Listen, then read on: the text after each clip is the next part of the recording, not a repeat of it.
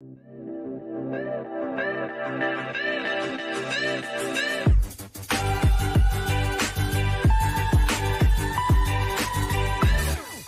j'ai mon sac à dos qui est assez pratique dans le train aussi. Et puis j'ai plein de petits sacs en tissu, des sacs à vrac de différentes tailles dans lesquels je mets principalement les fruits, les légumes, les féculents, les légumineuses, riz, pâtes, etc. Ça, c'est dans un magasin de vrac que Cécile a découvert pas loin de son boulot. Pour la viande, la charcuterie, le poisson, elle privilégie un magasin proche de son domicile en n'oubliant pas ses propres contenants. J'ai des Tupperware à compartiments en fait, qui sont assez pratiques pour viande, jambon, fromage, etc. Et par contre, pour tout ce qui est viande et poisson, là, c'est des Tupperware un peu plus grands, mais qui peuvent contenir, par exemple, je sais pas moi, du poulet ou des choses un peu plus importantes, que je mets forcément dans mes sacs réutilisables. Le zéro déchet, Cécile l'a découvert il y a quelques mois à peine, durant l'été dernier, d'abord parce qu'elle souhaitait consommer différemment, local et de saison. Parce que j'en ai eu marre en fait de participer à cette hyper-production, hyper-consommation où on trouve tout ce qu'on veut à n'importe quelle saison, dans n'importe quel endroit.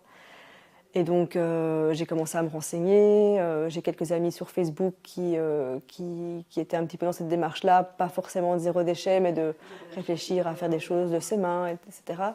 Et l'une d'entre elles lisait le livre La famille zéro déchet ou presque.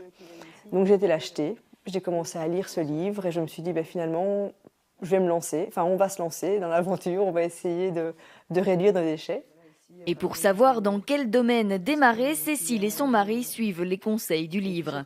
Vider leurs poubelles pour voir quel type de déchets s'y retrouvent. C'est comme ça qu'ils décident de d'abord s'attaquer à la cuisine. Évidemment, le zéro déchet est une démarche sur le long terme. L'impact ne se voit pas directement. Il faut se fixer des objectifs réalisables et apprendre à s'organiser différemment.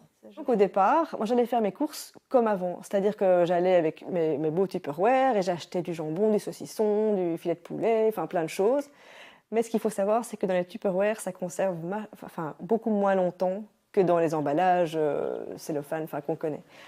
Et donc mon compagnon et moi on rigolait, sans rigoler parce que c'était vraiment pas drôle en fait, mais on faisait du zéro déchet, mais en fin de compte, tout ce qu'on mangeait pas filait au compost ou au sac bio parce que c'était moisi dans nos Tupperware.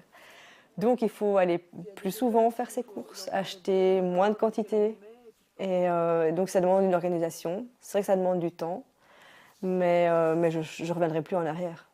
D'ailleurs, Cécile va déjà plus loin, dentifrice en poudre, shampoing et déodorant solide, brosse à dents en bois.